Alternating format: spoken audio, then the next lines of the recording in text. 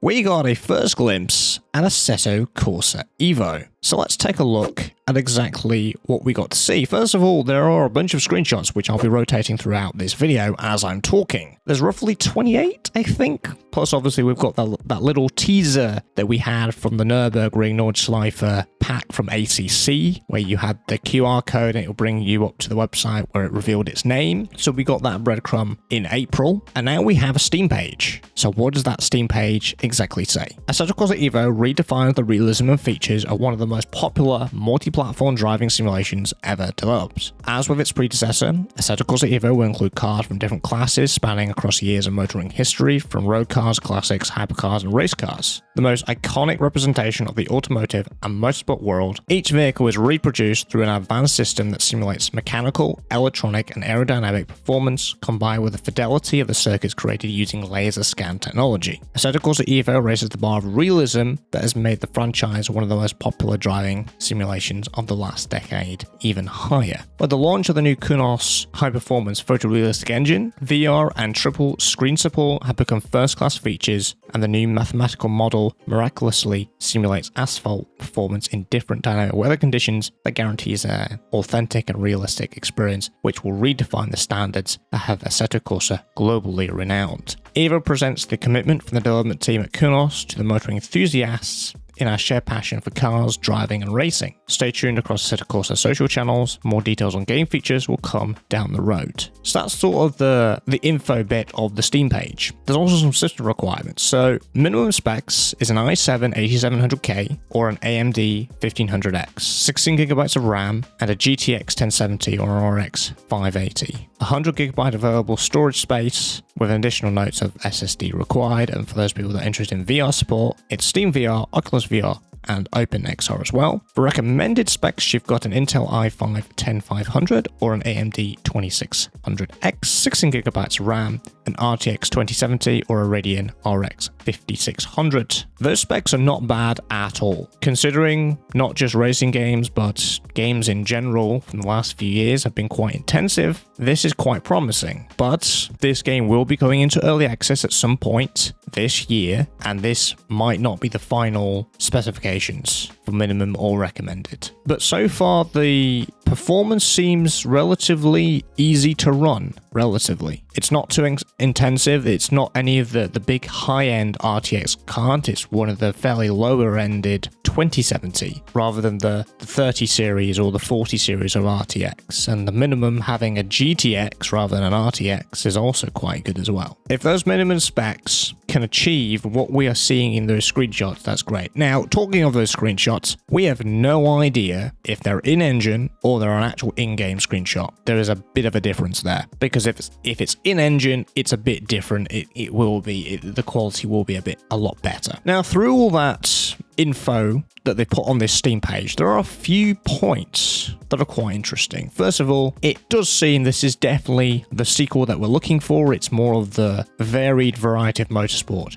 And what I like to classify Assetto Corsa as a sandbox, because it can do basically everything. It's not a dedicated sim. I don't know if anybody else references sims like this, but I do. It's either a sandbox where it does everything, or it's a dedicated sim where it does one thing particularly well, like ACC or Le Mans Ultimate. Those two sims do GT3, or Le Mans Ultimate obviously specializes in the World Endurance Championship. So that's what I mean when I say sandbox, because you can take any track with a varied amount of cars and race or whatever you want to do, or even just drive. So it's taking that first game and just amplifying it, which is also why I like the fact that they've worded it Evo. It's very relevant, particularly for a racecraft. The other thing that you could probably pick from this is laser scan technology. We're probably going to get the latest laser scan technology tracks, which is great. Expected, nothing in here I don't think is groundbreaking. I think it's stuff that we would expect to be in a new Assetto Corsa game. The next point is a high-performance photorealistic engine that kind of goes with the system requirements, and the fact that we can see from the 20 to 30 odd screenshots that we've been given on the Steam page store that, yeah, it seems to be adding up as far as we know, as limited as this is. Dynamic weather conditions. You've got to pay for Pure to get rain, which is a mod. So that's also nice to see. I didn't spend a lot of time in the original Assetto Corsa, but I've spent a lot of time in AACC. And that sort of has dynamic weather. It can change. You can set it to be completely random if you want to. You can start a race dry, you can end it wet, all that kind of thing. We don't know if it's going to be like ACC or it's going to be a bit more advanced. Again, we don't know. I'm hoping they're going to do a step up. The one thing I really liked about the Project Cars Madness engine was, which obviously is what Automobilista 2 also uses, is that real life weather system where you can select a date and it will simulate the weather on that track. Maybe if they can go in that more of a direction, that'd be really nice. The last thing I wanted to point out of all this information was in almost the last piece where it says Evo presents the commitment from the development team at Kunos and the motoring enthusiasts in our shared passion for cars, driving and racing. This, at its core, is it's a sim racing game. But they've acknowledged there, from what I can see, the driving aspects. Modding has propped up the original game so much to the point where I think if we had the game without it, I don't think as many people will be playing it. It just doesn't have the content, I feel, to support as many players as it does now, because the modding community has carried this game over the last few years, which is great to see. But it also means that Kunos also need to up their game for content-wise. But this also might indicate we might not just be getting content that isn't just racing-orientated, but driving-orientated. The Shikoku Revival Project mod. Fantastic, where you take a JDM car around those streets, around those highways. Loads of people love that. And some people just do that, or some people just cruise. And I think that might be a recognition of, hey, we're not just going to be putting tracks in, because they will be putting road cars in as well, as confirmed earlier in that paragraph. Another thing I wanted to sort of point out was the timing of them launching a Steam page. Now, they could have chosen at any point of time to launch the Steam page at any point, but they chose now, which means sounds like they have some sort of strategy going forward, which is good. I mean, they could have launched it right at the start. They didn't. They've launched it now. We know that summer was the approximate time of when they were going to launch this in early access on Steam, but this could be nothing. It could be them just getting ready to launch, which I think it is. I think it is coming very soon. Otherwise, I don't see why they would have launched the Steam page when they have done now, because it makes sense. If you're an indie dev making your own game, then yeah, you might put it up really early on just to get that interest and wish lists up. This is an established developer with a publisher. I think they are almost ready to say, yeah, we're ready to launch this game into early access. Let's go. And although there's no actual release date yet, we're getting bigger and bigger breadcrumbs as time goes on. And this is the biggest breadcrumb we have ever got. And although we've had very minimal information thus far and just little teases, now we've got actual solid info. Yes, that info doesn't necessarily, what we've discussed today, say there's a whole lot that we can say about the game, because there's no gameplay. All we have is some screenshots and a little mini video clip of the Assetto Corsa Evo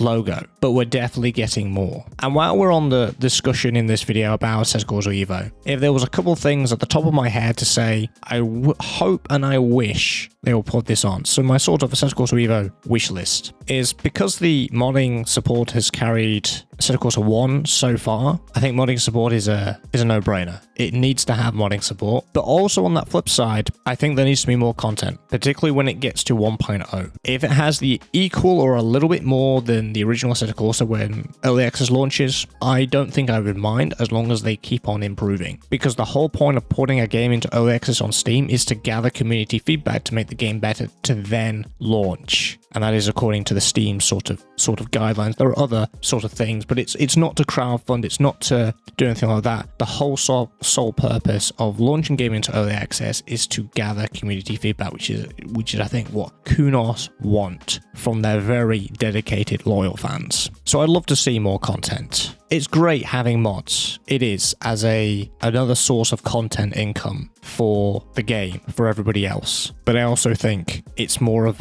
it complements the main content. yeah, sure, Kunos can do a fantastic job at whacking out this content, but it also needs to be complemented by mods, because people love making mods of different sort of cars or tracks or even cruising maps and all that kind of thing. Drifting as well. So I think, you know, they both need to complement each other. So it's more of a definite. Have modding support, have something in the menu for it, but also I'm hoping for more content. Maybe as much content as ACC has over the years. Although they take the time on some of these packs, they are high quality and they're usually very, very good. But also implement a lot of the stuff and the features that we got into the content manager. I can't fire up Assetto Corsa, I'm not the only one here, without content manager. I would never go back to the default ugly and, quite frankly, if I'm honest, terrible user experience. And that's basically my mini little wish list on the top of my head. And that's our little first glimpse into Assetto Corsa Evo. I want to know your thoughts in the comments below. What do you think about this new info, these new screenshots? What are you thinking about it? I know it's not much to go on, but is it looking good